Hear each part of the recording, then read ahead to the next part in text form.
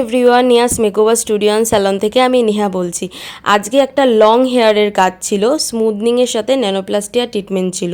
তো দিদি বলল যে তুই আমার চুলটা অনেকটাই কেটে দে, কারণ আমি বছরে 1 থেকে 2 বার চুল কাটি। তো দেখলাম নিচটা সত্যি ফেটে গেছিলো, নিচে পুরো চুলগুলো ফাঁকা ফাঁকা হয়ে গেছিলো, দুমুখো হয়ে গেছিলো। তো এরকমভাবে তোমরা প্লিজ রেখো না, অন্তত 3 মাস অন্তর অন্তর ট্রিমিংটা করানোটা খুবই দরকার। নাহলে নিচের চুলগুলো পুরো লাল হয়ে যায়, চুলগুলো ফেটে যায়, আর তখন নিচটা জট পাকতে থাকে। আর তখন চুলটা কিন্তু একদমই ভালো লাগে না, তখন স্পা করো বা যাই করো কোনো কিছুতেই কিন্তু ওই জায়গাটা ঠিক হতে থাকে না, ফুলে ফুলে থাকে।